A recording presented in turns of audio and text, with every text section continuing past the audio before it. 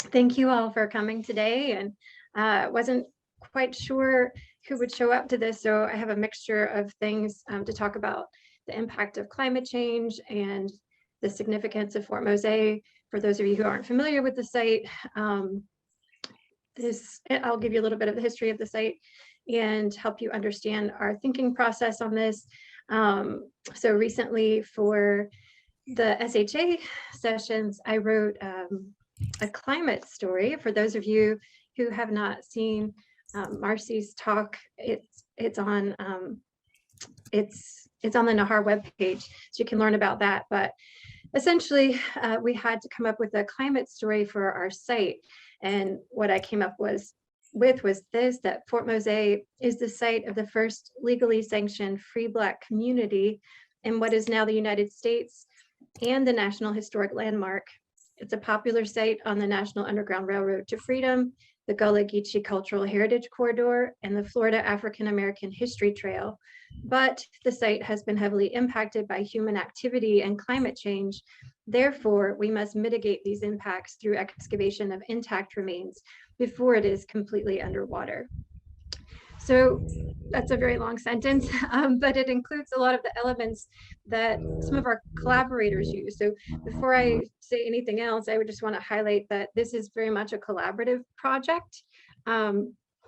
This is a project, I'll get into the history of it, but it builds upon the work of others. But most recently, James Davidson, Liz Ibarola, and I have been working together at the site since 2019. We worked in 2019, 2020 was canceled because of COVID, 2021 we were back at the site, and those are our respective institutions underneath our photo. But as I said, our collaboration goes far beyond this. We rely on many people to get this project done. So I am a part of the Nahar working group. And I'm a very proud member of the Nahar working group. But I just want to point out that this project began before the Nahar pipeline was in place, and it's not meant to test the Nahar pipeline, but I think it will come up with an interesting contribution to see what happens when you don't follow that pipeline directly. So for those of you who are not familiar, you can find that on the website link. And it is essentially that you model, you monitor the site, you meet with collaborators and stakeholders and decide what's important, and then you methodize your strategies and you mitigate. So by the time we got to this site, we were already at methodizing and mitigating work that had already been done, as well as impacts that have happened since. So how do you go about this kind of work with a site that's already in progress and being impacted actively by human impacts, climate change impacts, and other things in terms of stakeholders? I want us to think about how we prioritize. If everybody has an equal seat at the table, how do you prioritize whose past it is? And so that gets complex at a site like Fort Mose, which has a complex history. So when I came up with the title for this paper, or this presentation, Navigating Changing Tides, I was talking about changing tides in terms of climate change, but also changing tides in terms of socio-political context. So the song that I chose this morning was about running out of time, and we really are running out of time here at Fort Mose. So what can we do with the time that we have? How can we build upon our work with our collaborators? And how can we best get the information about this very unique and critically important site of local, national, and international significance mitigated before it's too late? So in this slide, I just wanted to point out some of our many, many collaborators, and they're not all on this slide, but Fort Mose Historical Society, you can see in the upper left. And I chose this picture so that those of you who are local will know that it's not too late for you to come out to Fort Mose for the Jazz and Blues Festival that starts today. So there's 6 concerts going on at the site, not at the archaeological component of the site, but on the mainland component of the site. And I'll show you an image that clarifies that in a moment. But to help support the efforts out at Fort Mose Historical Society is raising money to build a recreation of the fort on the mainland, not at the location of where the original fort was. So all proceeds from this, and for that reason, they were able to get phenomenal people to come and donate their time to help them raise money. So I encourage you all to visit that if you can. Florida Public Archaeology Network has been a key contributor from the very beginning. And in fact, they were monitoring the site with their heritage monitoring scouts, which are an important component of the Nahar pipeline. And they were monitoring it before we were there, as were county archaeologists, Mercedes Harold, for example. And you can see Carl Halbert, city archaeologist, and Kathy Deacon in this picture, as well as current city archaeologist Catherine Sims and Andrea White have been helpful in supporting our work. And Lighthouse Archaeological Maritime Program has been critical in helping us get out to the site, and we'll talk about that more. And you see in a picture on the bottom, a mixture of folks from the Fort Mose Historical Society and folks from Fort Mose Historic State Park. So those state parks people have been very critical. Department of Environmental Protection and the state archaeologists have also been critical, as well as a whole team of scientists who get together to decide what we can do with our permits and how we can do it and what is possible and what are the limits. So we are really, as I'm talking, I'm not speaking for anyone, but I'm speaking with everyone today. So I don't want you to take away from this that this is just my project. Okay, so as I said, this story is a lot about, and over time, the story at Fort Mose has been about dealing with all sorts of obstacles and hurdles in order to be able to excavate the site and find the information that we need to help people connect to this very critical site in the past. So I will talk more about that. Rising tides and hurricane activity and boating around the site have eroded part of the remains of the second fort, which is where is the focus of our current project.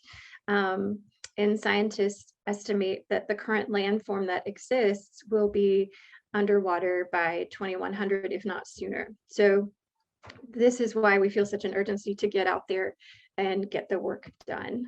As I said, the monitoring was happening prior to our presence at the site, and the Florida Public Archaeology Network continues to come out and help us in many ways, in so many ways on the site. One of the things that we were doing is looking at impacts of damage from hurricanes. So we haven't, with our LAMP partnership, they are investigating impacts of hurricanes at several sites throughout Florida, including Fort Mose.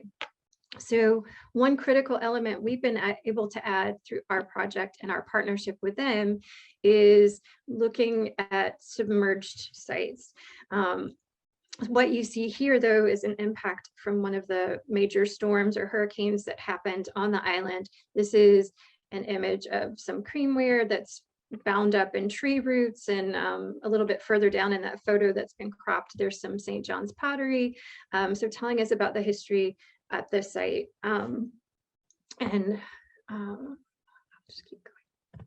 Okay, so a little bit about the history of the site.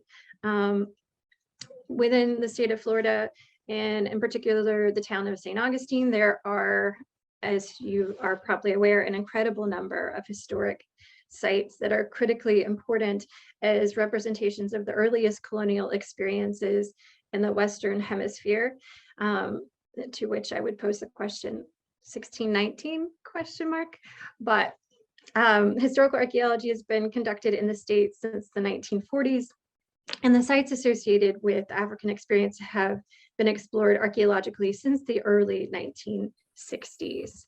So here's an image of Kathleen Deegan with Dr. Charles Fairbanks at St. Simon's Island in 1979.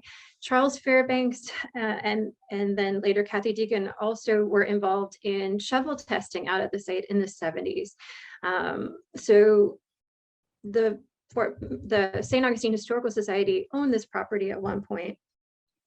And when they had difficult economic times, they had to sell the property to a member of the St. Augustine Historical Society. And he was very interested in the Patriots' War. And he'd read a book, ironically, called The Flames of Time, that he was interested in learning more about. He's retired from Maryland, learning more about the site and seeing if he could locate it because of its association with the Patriots' War. He knew less about the significance as the first legally sanctioned free Black settlement in the United States, or what would become the United States. So he was trying to get archaeologists to come out and investigate the site, and ultimately Fairbanks was able to come out and do shovel testing. And based on what was found there, Kathy Deegan came out with her students in 1987 and did excavations there. And our work definitely builds upon what they did out at the site.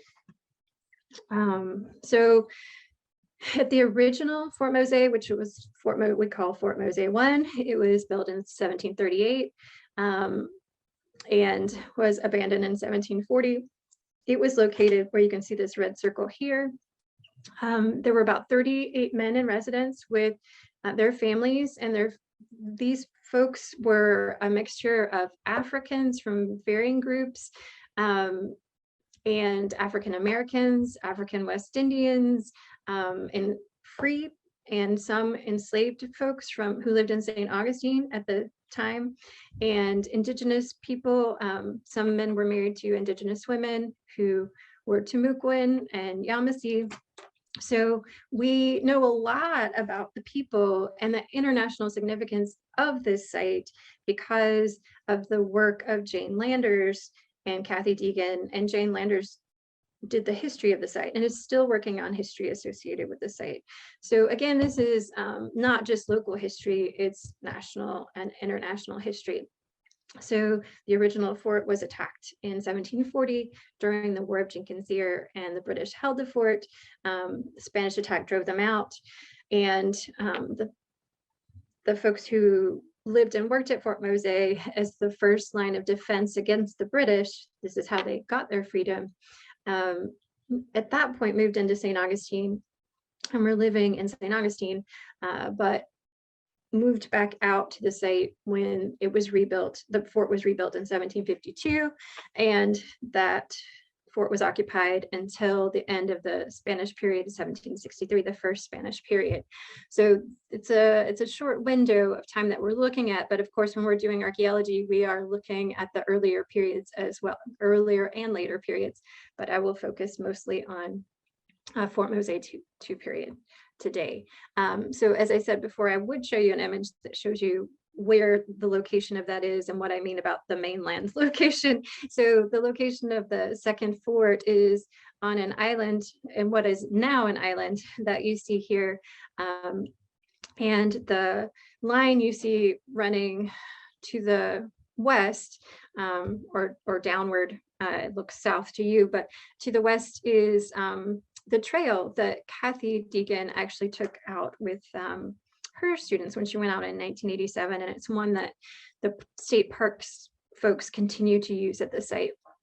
So that connects up with a boardwalk, which they call the Flight to Freedom boardwalk, where visitors can come out to the site and stand on the platform and see the location of the fort in the distance. So you see that between that walkway and the island where Fort Mose II is located, there's considerable amount of marshland. The area of trees that are at the bottom of the picture, that's the mainland component of the site. So that is where the Fort Mose State Park is, and that is where the visitor center is located. So what did it look like historically? Hopefully this image gives you a better sense of that. So the fort had three sides, and one side was open to Robinson Creek. And the image on the right shows you Mosey's recreation of what that looked like. So we know there were buildings inside the fort based on historical descriptions, and also based on what Kathy Deegan found at the site. What we don't know is how many of the 22 dwellings that housed at 1.67 people, if they're located inside the fort or outside of the fort. So the evidence that we're finding is suggesting that that domestic space is actually inside the fort. So here's an image of us going out to the site in 2019, and I'll talk a little bit more about that in a moment. But this is, for those of you who wanted to see the actual excavation of the site, here is an image of a shell lens from the first Spanish period. So this is about how deep we need to excavate to get to that first Spanish period. And as I said, we carefully excavate all the layers above that, all the layers below that. But I'm pointing this out because that issue of time becomes really critical. So in our first summer out with 20 people, 4 staff members, and we were able to work at the site 4 days a week for 5 weeks. We were able to excavate 7 1-by-1 meter units all the way, well, not even all the way to subsoil, 1 all the way to subsoil, and 4 others to the prehistoric features that we kept in place so we could go back and investigate those later. But then our field methodology changed because we have different views about access to the site, and I'll talk about that more a little bit later. But this is, again, an image from 2019, and one of the features that we found there at the end of the field season.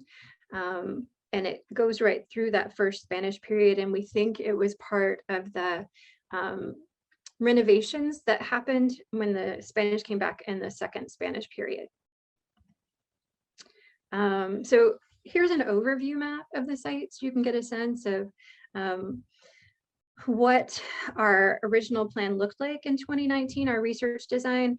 The larger squares or shapes that you see that are filled in with blue, those are all part of the 1987 excavations, and we planned to put in additional units in that same area, which we did do, and we proposed a number of shovel tests, which you see here, but then we recognized that some of that shovel testing had already been done, so we didn't do that because we didn't have the time to complete that whole process.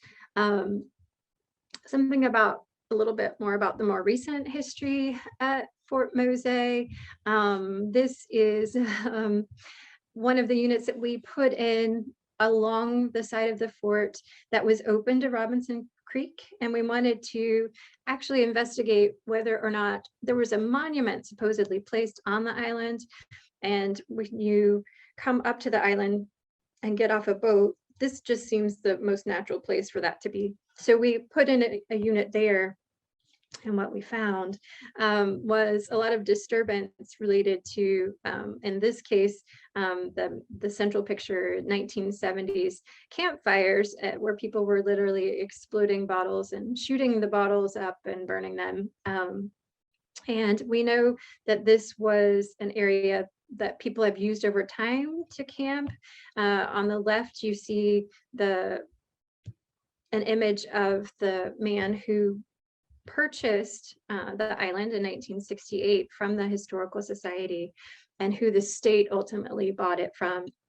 And he and his family would go out and picnic, and they're just right almost exactly in this spot that you can see where we've got this unit on the right.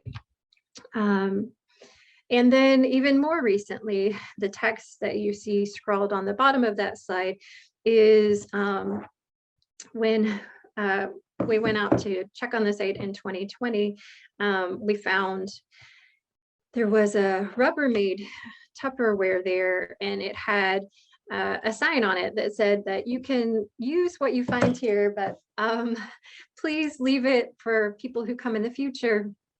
And it had, some camping supplies, a little bit of illicit material, and this journal, this wonderful journal that people can sign in. And people really were appreciating the site. You can see they were trying to come up with a name for it there. Secret Island is kind of what they settled on ultimately, but people are camping out at the site, continuing to use the site. So the human activity continues at the site.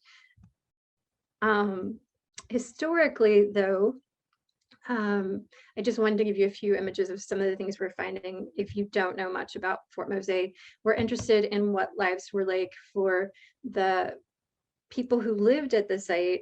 And again, they were able to obtain their freedom from the Spanish government if they would serve as the first line of defense against the British and convert to Catholicism. So we do find evidence of this military activity at the site in the form of gun flints, chert, lead shot of various kinds, lead gun flint clamps for muskets. So again, from the time period that we are most interested in studying, we also, though, are finding important information about personal aspects of their lives. So we've got a number of buttons that we found at the site.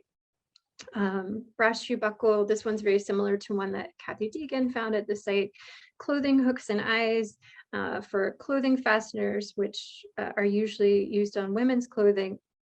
So again, telling us about families who lived at the site. And then glass beads. So we are, of course, very interested in these because of their cultural uses by Africans and African Americans and Catholics. So we are looking more into the use of these beads as part of our project. Probably the most, well, I'll say, I won't speak for anybody else but me at this point, not my research team, but I think they would agree with me that this might be the most exciting find of 2019. And that was this Robert Turlington's Balsam of Life bottle.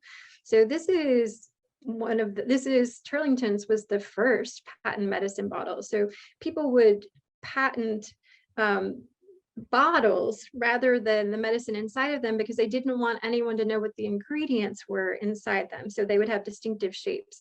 And this is the earliest example of embossed bottles.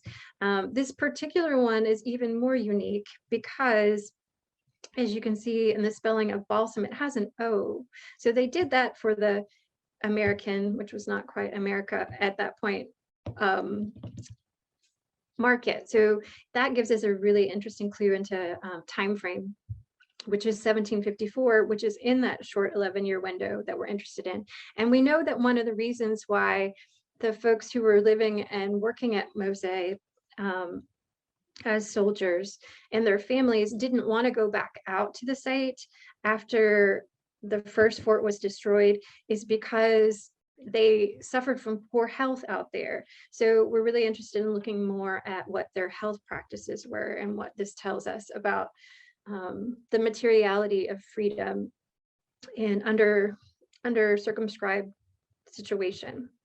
So here's a view of Fort Mose from the water as you're approaching from Robinson Creek. And I just want you to look at that for a moment and think about what do you see when you look at that, right? And this is the question we have to keep asking ourselves when we think about all of our collaborative stakeholders. What do you see? What do you feel? What does this place mean to you, right? Do you see an island, a secret island that you can go camping on? Do you see a shoreline that has been modified to try and protect it because of its climatic impacts? So there is a modified shoreline there that they are trying to preserve, help preserve the shoreline on this side, a living shoreline. Or do you see the location of the first free Black settlement in what became the United States, first legally sanctioned free Black settlement? Or do you see a bird sanctuary? Or can you see all of those things at once? And how do we come up with this research program of how do we proceed when we have divergent interests and ideas about how this space should be used and remembered?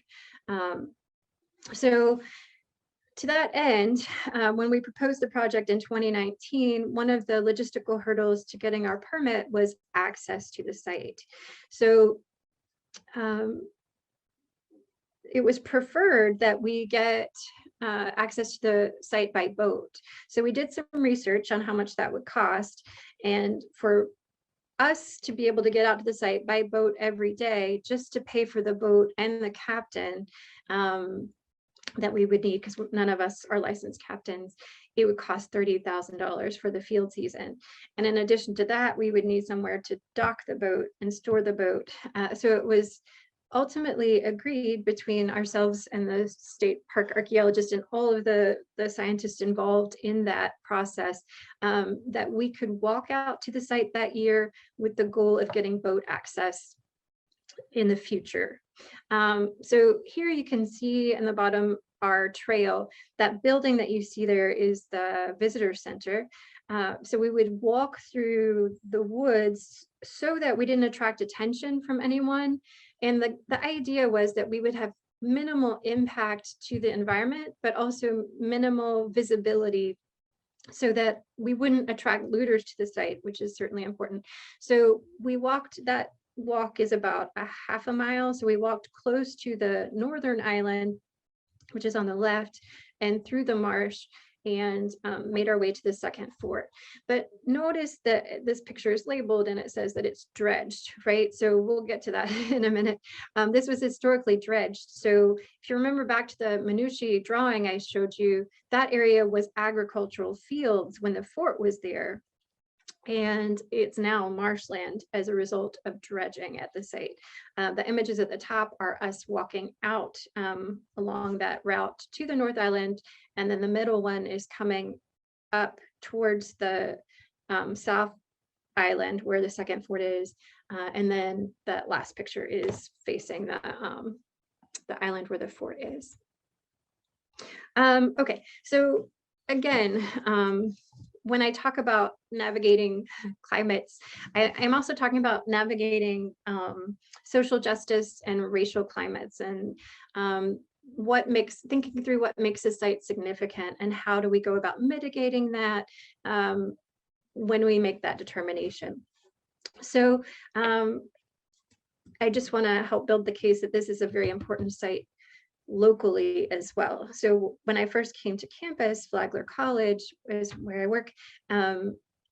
This building is part of our campus, Markland House.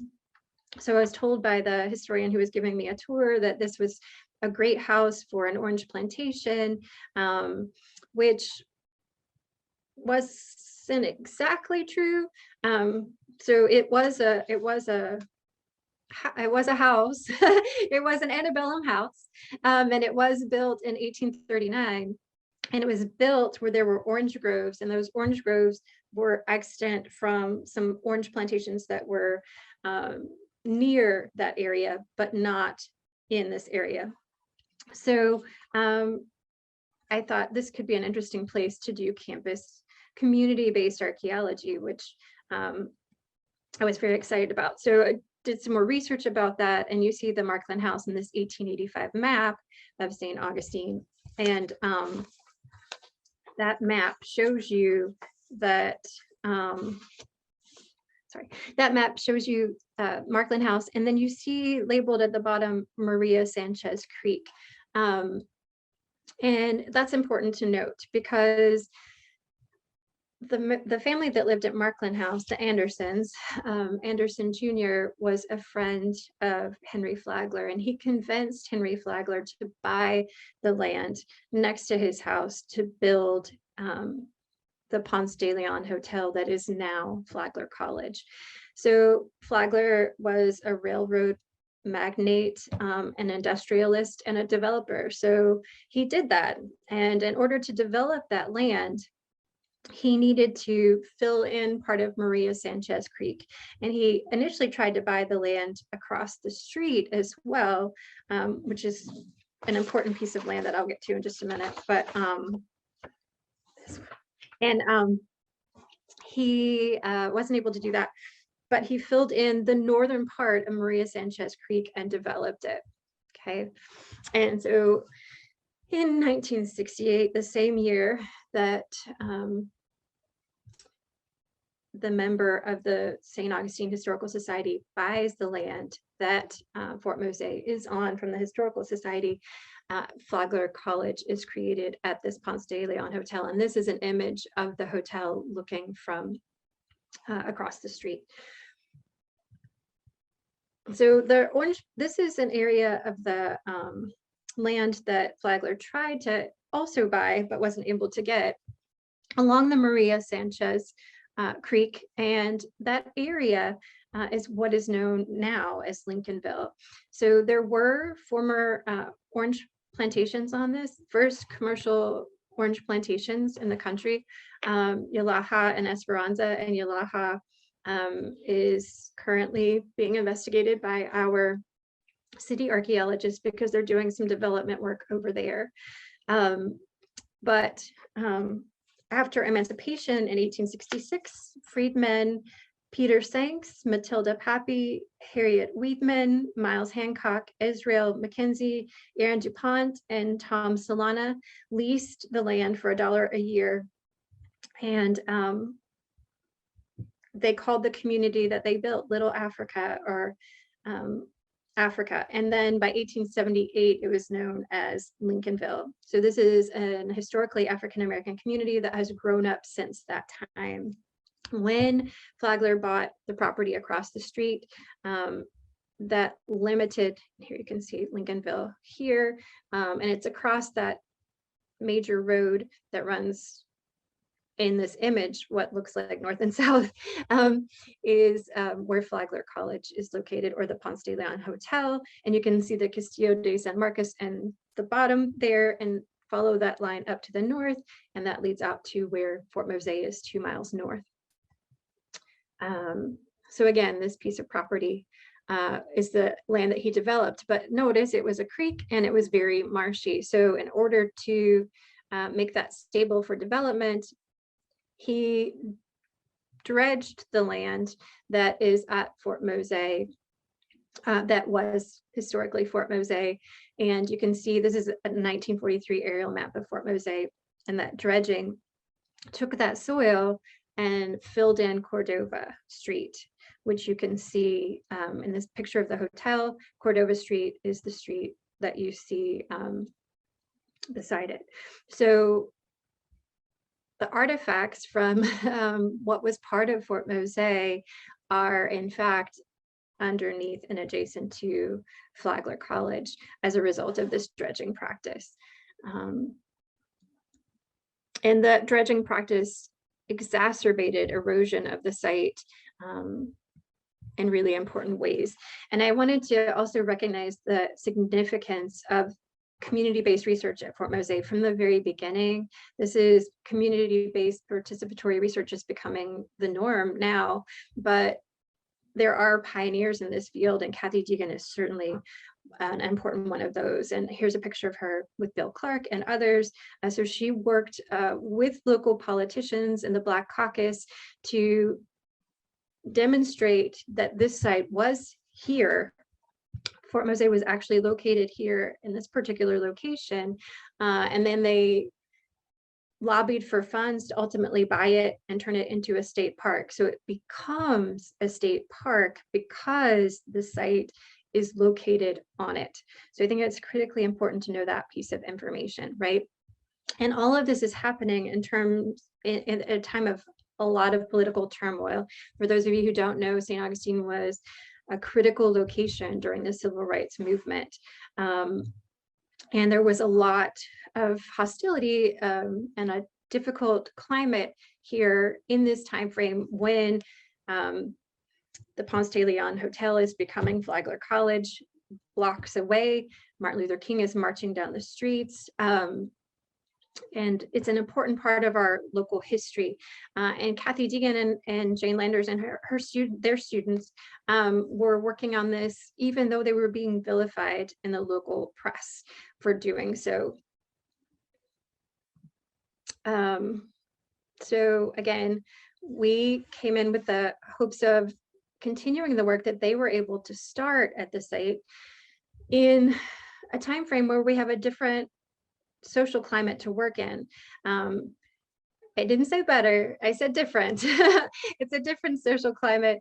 And we think that training our students is really critically important to helping them understand the historic roots of structural racism and the significance of free African American sites for local, national, and international history. And again, so we applied to return to the site in 2021 for our field school. This time we were able to do so, but we were required to use boats. It looked like it wasn't going to happen ultimately because, again, $30,000, but our colleagues at LAMP, as always, really came through for us. Chuck Mead, Nick Budsberg, Ariel Cathers, Ole, and Dorothy, several folks came out to the site. Patrick would get us to and from the site every day. And this meant really long hours for them. They were able to start their own research project that looks at the underwater components of the site. And here you see them helping us. They built this amazing structure to allow us to excavate sections of the site where we can test climate change, the parts of the site that are actively going underwater. So they helped us with that as well. So you can see Emily, Jane, and Emma here. They are doing photogrammetry at the site, and they taught our students these skills as well. So an important learning lesson. This creek behind them comes off of Robinson Creek, and it is not named, and it's part of the active erosion process as a result of Flagler's activities at the site and boating activities along Flagler Creek. Where they're standing was the northwest corner of the fort.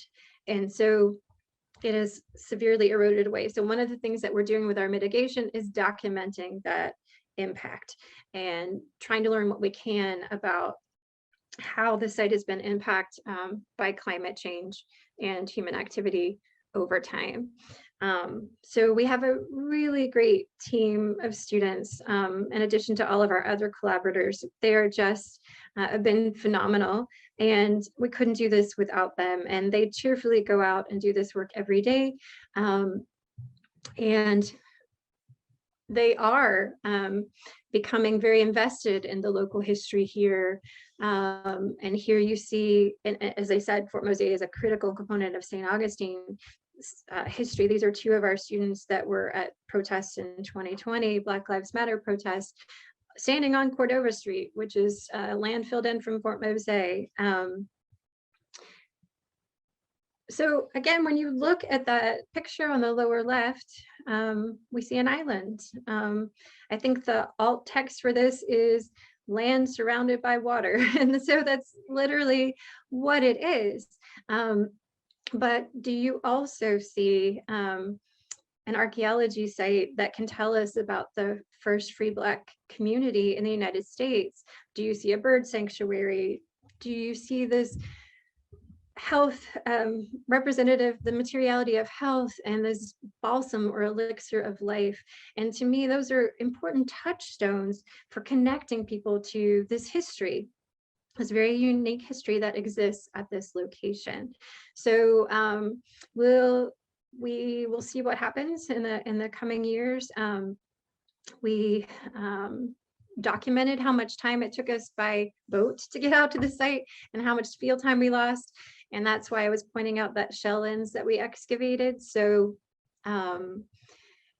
last year we had 70% less field time as a result of the way that we needed to access the site. So again, this is a collaboration that involves stakeholders on many different levels. So we really value all of our stakeholders, and we're just going through this process of figuring out what do you do in a situation where you have natural scientists who are prioritizing natural resources and respecting cultural resources, and we are prioritizing cultural resources and respecting natural resources. So how do we figure that out to best mitigate this and get enough time in the field before the site goes underwater? So that's what we're working on.